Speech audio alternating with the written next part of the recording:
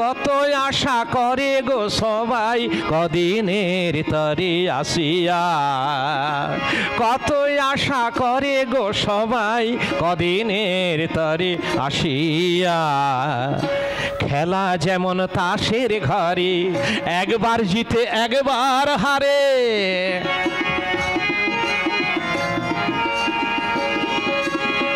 খেলা যেমন তাসের ঘরে, একবার জিতে একবার হারে।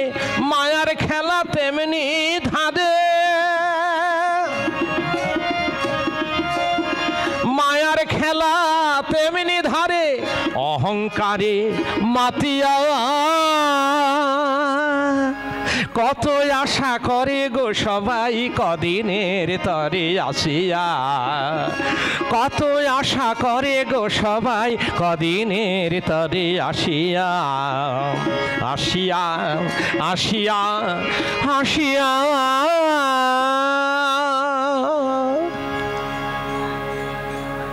বিভীষণ কে?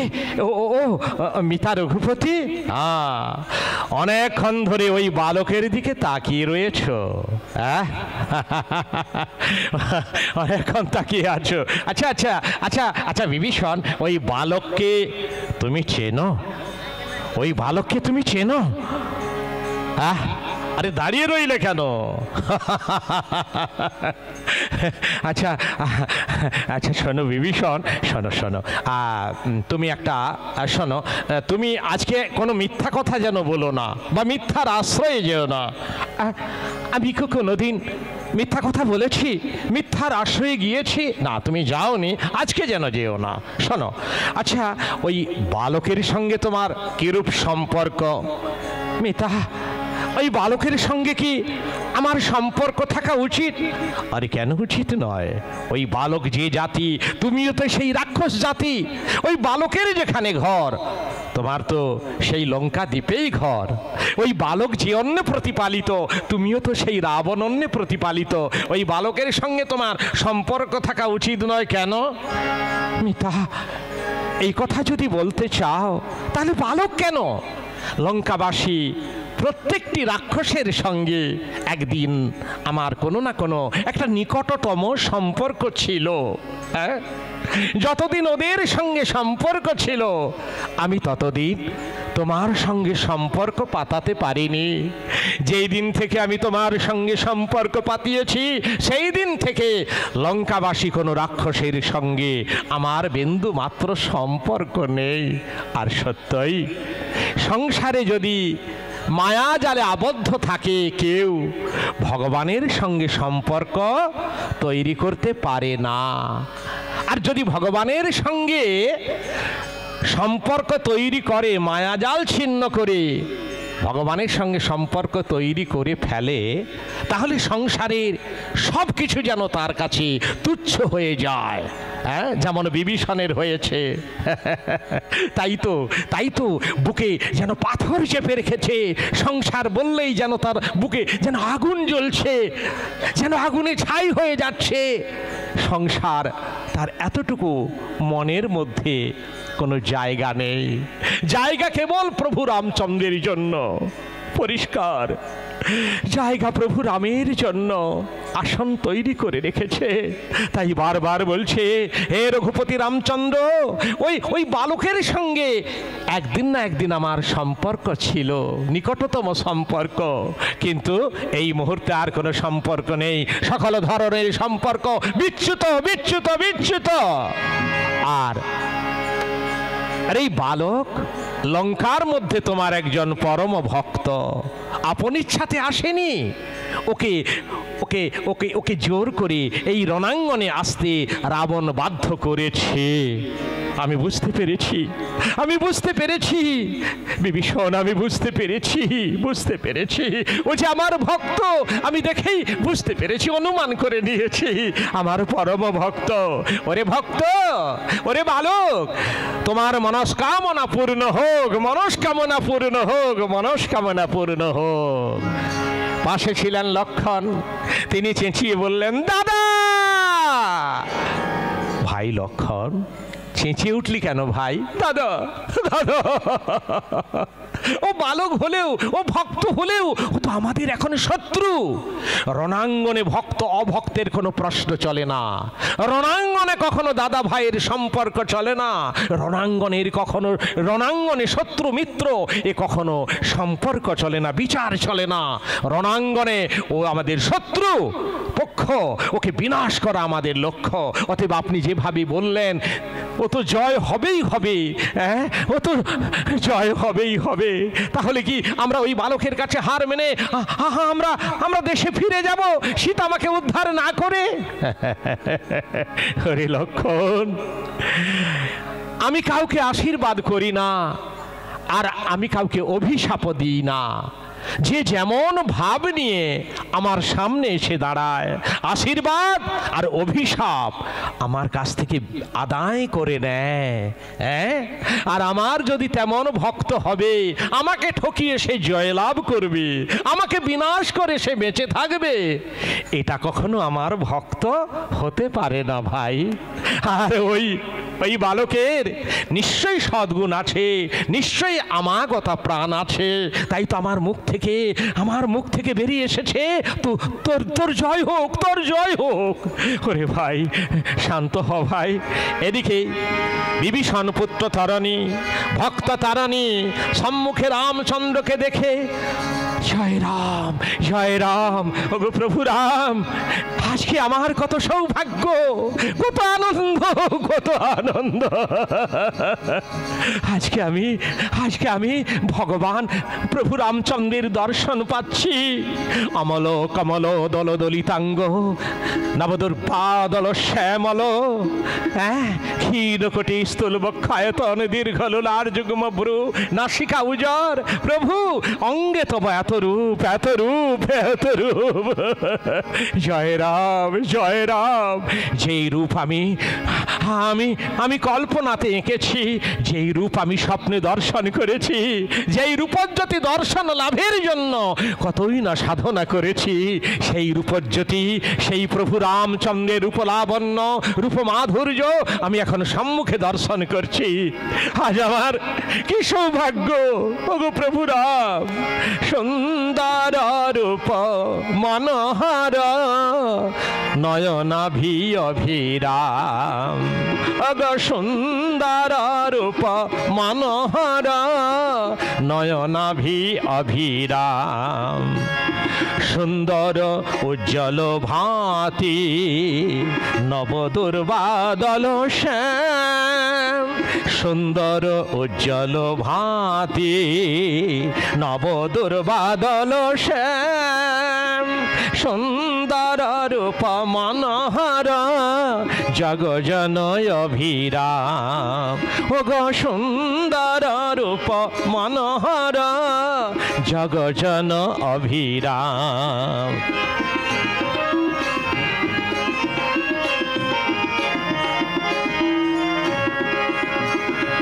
কোটিতে বাকল করে সরাসন, ক্ষীণ কোটি তট বক্ষা বিশাল, নয়ন কমল যেন শতদল, নয়ন কমল যেন শতজল, পূর্ণ করো মনস্কাম। সুন্দর রূপ মনোহর জনগণ অভিরাম, ওগো প্রভু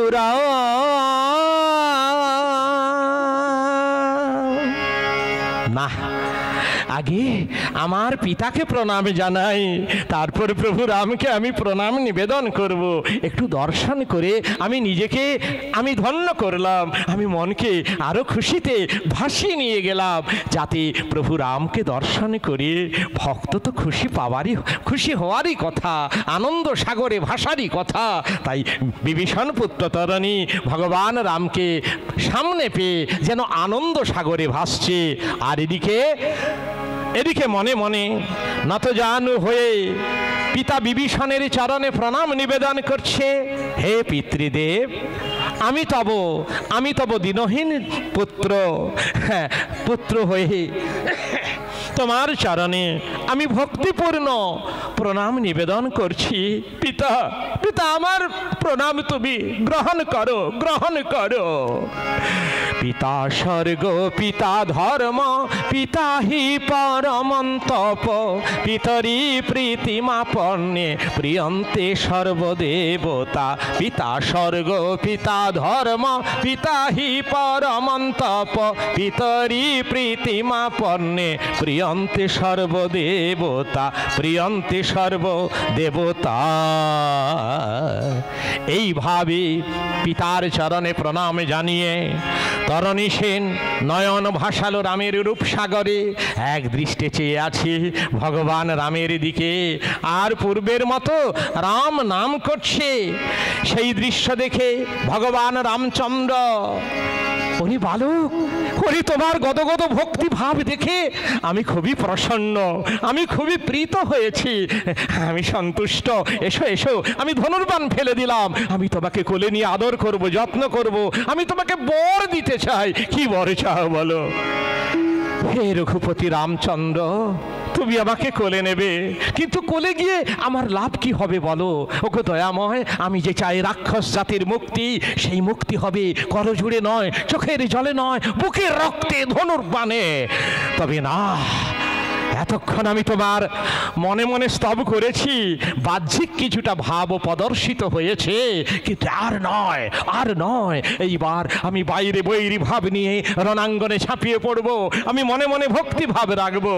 হ্যাঁ, এই বলে মনে মনে ভক্তি ভাব চেপে দিল, প্রকাশ্যে বৈরী ভাব নিয়ে শক্ত হয়ে দাঁড়িয়ে রইল। আর এদিকে রামচন্দ্র বলে চলেছেন, ওরে ওরে আমার বালক, ওরে ভক্ত বালক, এসো এসো এসো এসো বালক, ওরে ভক্ত, আমার কোলে এসো, আমি তোমাকে আশীর্বাদ করব, এসো আমার বুকে এসো, এসো। এ বললে রামচন্দ্র, হে ভণ্ড তপস্বী, কোলে নেবে কারে? ভীরু জটাধারী রাম কোলে নেবে কারে? মনে কি ভেবেছ আমি ভজিব তোমারে?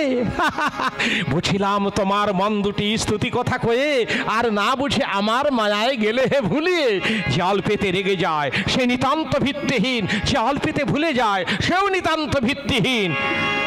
খলের শরীরে পাপ যদ্যপি না থাকে, জোনাকি পোকা উদয় হয়ে চন্দ্র যদি হয় পাত, তথাপি আমারে বিনাশ না করে সীতা উদ্ধার করতে নারবে রঘুনাথ। ধরো ধনুক ধরো, যুদ্ধ করো। কি বালক, বেশ বেশ, চলুক সংগ্রাম, আমি ধরিলাম ধনুক। তরণীর সঙ্গে রামচন্দ্রের যুদ্ধ বেঁধে গেল। শূন্য হতে দেবতাগণ দেখছেন, দেখছেন ভক্ত ভগবানের মুক্তির সংগ্রাম। বলে রে সীতারাম, বলে রে সীতারাম, বলে রে সীতারাম, সীতারাম সীতারাম সীতারাম সীতারাম সীতারাম সীতারাম সীতারাম সীতারাম। ওরে রোশনা বলে রে সীতারাম, ওরে রোশনা। এ নাম বলিলে তোমার,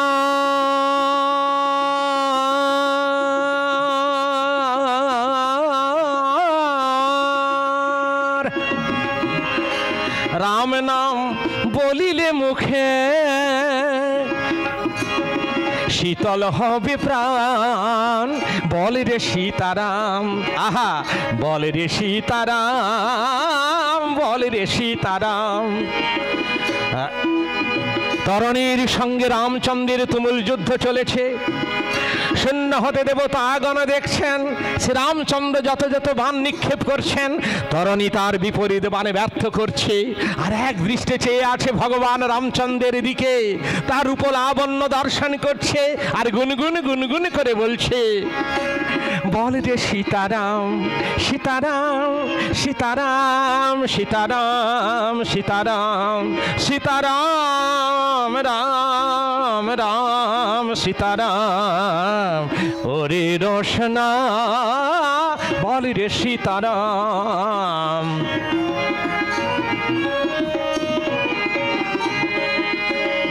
সিংহমুখী অশ্বমুখী, সিংহমুখী অশ্বমুখী বান যে কত খান, সকল বান ব্যর্থ করে তরণী তখন। যত যত বান মারেন রামনারায়ণ, সকল বান ব্যর্থ করে তরণী তখন।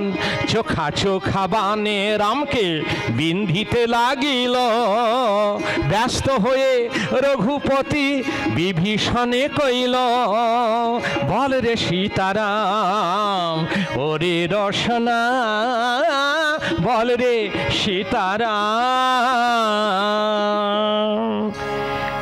বিভীষণ, বিভীষণ, দেখো দেখো দেখো, ওই বালক, বালক আমার সকল কঠিন কঠিন বান ব্যর্থ করে দিয়েছে।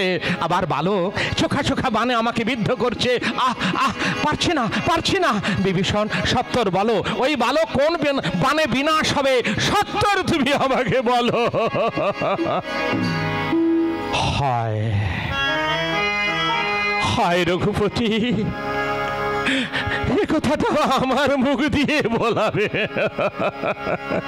আমি বলবো, আমি বলবো প্রভু রাম, আমি বলবো বলবো। আমি যখন সংসারকে নশ্বর মনে করে প্রভু রামের নাম নিয়ে আমি সংসারে ছেড়েছি, রামের চরণে শপথ নিয়েছি, আজ আমার বলতে বাধা নেই। আমি বলবো, আমি বলবো। তবে ওরে তরণী, তুই চলে যা, তোর পিতা হয়ে তোর মৃত্যু মন্ত্র রামকে জানিয়ে দিচ্ছে। ওরে যাওয়ার আগে হতভাগ্য পিতাকে তুই ক্ষমা করে যাস। হে রঘুপতি রামচন্দ্র, ওই বালক বধ হবে একমাত্র পবিত্র বৈষ্ণব বাণে। সেই বলল পবিত্র বৈষ্ণব বাণে বালক বধ হবে। সে রামচন্দ্র বিলম্ব না করে সকল দেবতাগণ দেখেন অন্তরিক্ষে বৈষ্ণবান রামচন্দ্র জুড়িল ধনুকে, মন্ত্র পরি উচ্চারণ দানিলে ফুৎকার, শূন্যে গিয়ে বান হয় বৈষ্ণবাকার। ছুটিয়া চলে সেই মৃত্যুবান, আর তরণী সেনে করিতে আলিঙ্গন। তিষ্ঠ, ওরে আমার সমন, ওরে আমার মৃত্যুবান, ওরে আমার বৈষ্ণবান, একটু দাঁড়া দাঁড়া দাঁড়া। আমার বুকে এসে পড়লে সব শেষ হয়ে যাবে রে। ওরে একটু সুযোগ দে, যাবার সময় একটুকু রাম বলে ডেকে নি, বদন ভরে নয়ন ভরে রাম রূপ দর্শন করি। আর আর আমাকে একটুকু সুযোগ দে, আমি যে ভব পারে যাব, আমার যে কিছু করির প্রয়োজন আছে সেই করি আমাকে সংগ্রহ করবার একটু সুযোগ দে, একটু সুযোগ দে, তুই একটু দাঁড়া। তরণীর কথা মতো মহাশূন্য অপেক্ষমান সেই বৈষ্ণববান, আর তরণী ধনুর্বাণ পরিত্যাগ করে ভগবান শ্রীরামচন্দ্রের রূপ মাধুর্য দর্শন করে বলছে, ওগো দয়াময়, ওগো কৃপাময়, ওগো প্রভু রাম, ওগো পতিত পাবন প্রভু রাম, রাম রাম। ওরে নয়ন, তুমি রাম রূপ দর্শন করো, আর বদন তুমি প্রেম ভরে ভগবান রামের নাম তুমি উচ্চারণ করো, আর শ্রবণ ওই বানরদের মুখে তুমি রাম নাম শ্রবণ করো, আর চিত্ত তুমি সর্বদা রাম চরণ চিন্তা করো। আর কি চাই ওগো প্রভু রাম, রাম, ওগো রাম। সুন্দর তুমি সুন্দর, ব্যথাহারি নারায়ণ, ওগো সুন্দর তুমি সুন্দর, ব্যথাহারি নারায়ণ।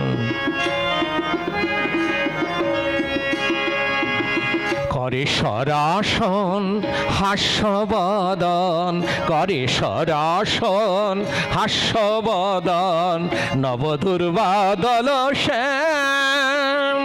সুন্দর তুমি সুন্দর, ব্যথাহারি নারায়ণ, ওগো সুন্দর তুমি মনোহর।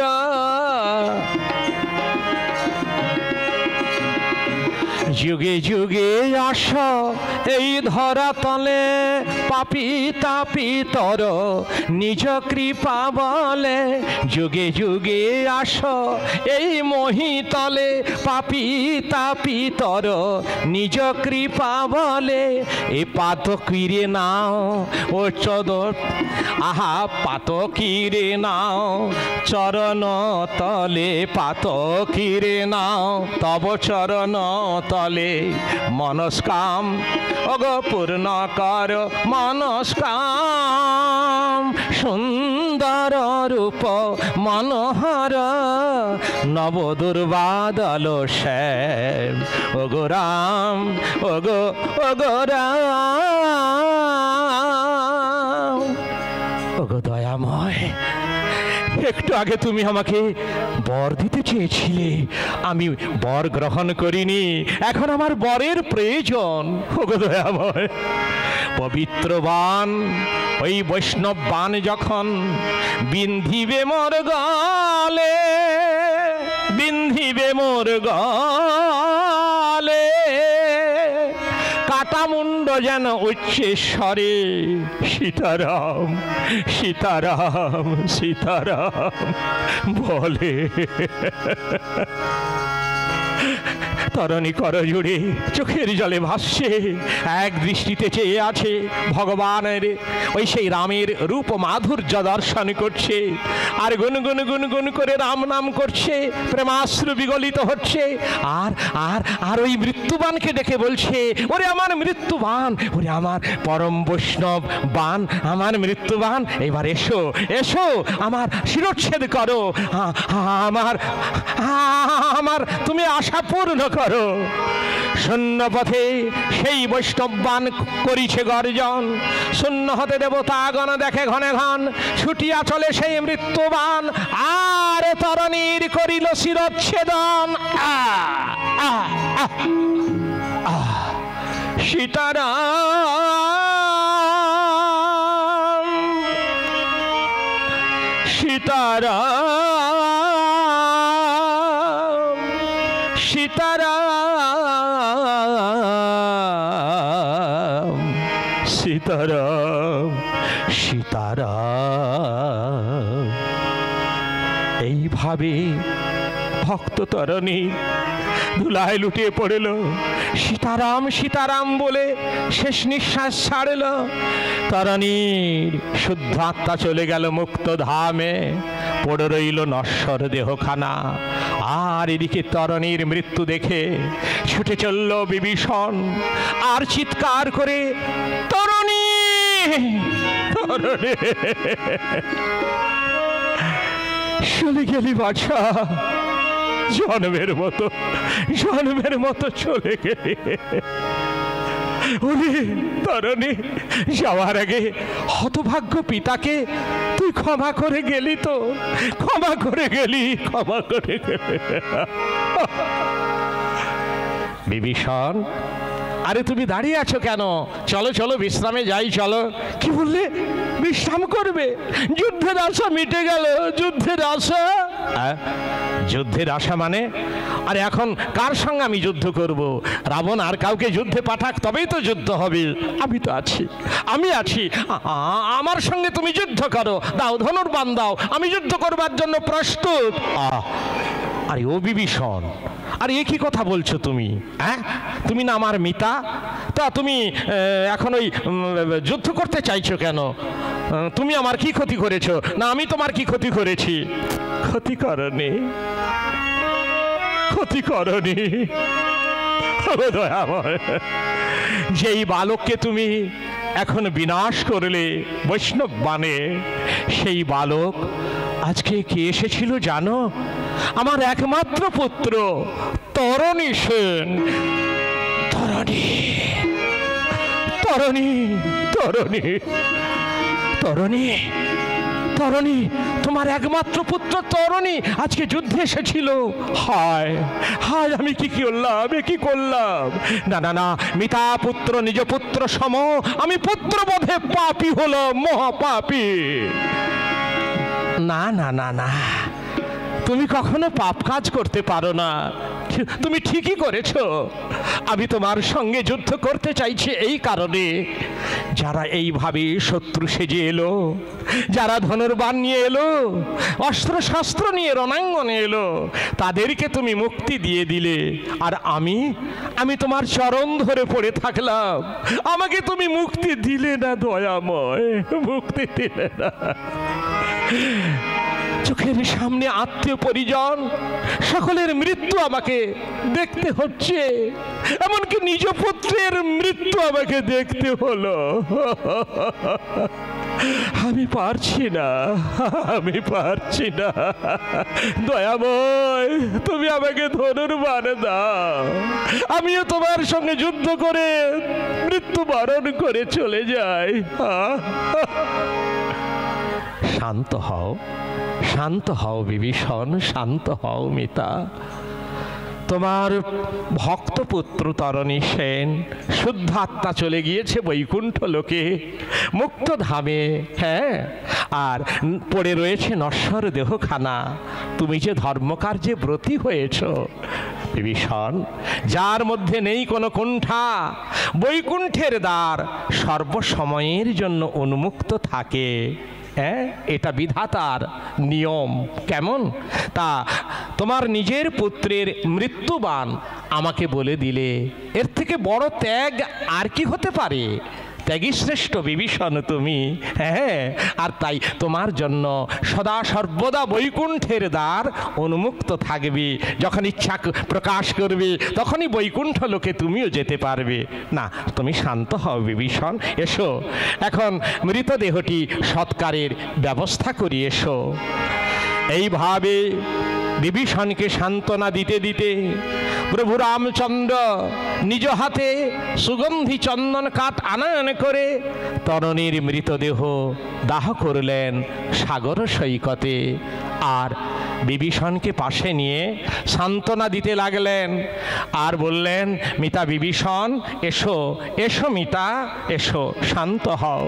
কেন উচাটন ওহে বিভীষণ, স্থির কর মন, ওহে মিত্রবর কেন উচাটন, ওহে বিভীষণ স্থির কর মন, ওহে মিত্রবর নহত অজ্ঞান হইয়া সজ্ঞান, নহত অজ্ঞান হইয়া সজ্ঞান, তবে কেন জ্ঞান হারাও নিরন্তর। নহত অজ্ঞান হইয়া সজ্ঞান, তবে কেন জ্ঞান হারাও নিরন্তর।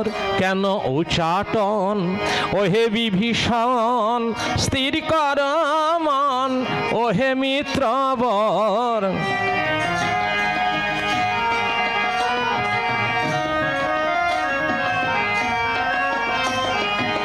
ধর্মকার্যে তুমি হয়েছে যে ব্রতী,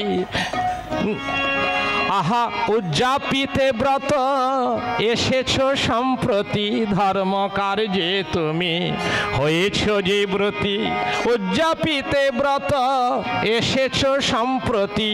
এ পুত্রের বলি আত্মপুত্র বলি, এ পুত্রের বলি আত্মপুত্র বলি, তবে কেন বলি চিন্ত নিরন্তর।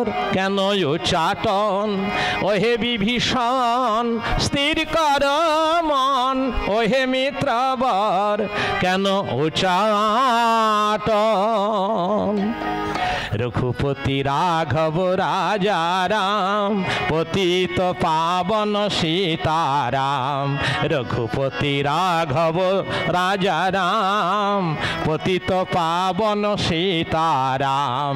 জয় রাম শ্রীরাম জয় জয় রাম, জয় রাম শ্রীরাম জয় জয় রাম, জয় রাম শ্রীরাম জয় রাম রাম। জয় সীতারাম জয় জয় সীতারাম, জয় সীতারাম জয় জয় সীতারাম। জয় রাম শ্রীরাম জয় জয় রাম, জয় সীতারাম জয় জয় সীতারাম। জয় সীতারাম জয় জয় সীতারাম, জয় সীতারাম জয় জয় সীতারাম। আজ এই পর্যন্ত। আবার আগামীকাল অবশ্যই আসবেন, এইখানে রামায়ণ গান পরিবেশিত হবে।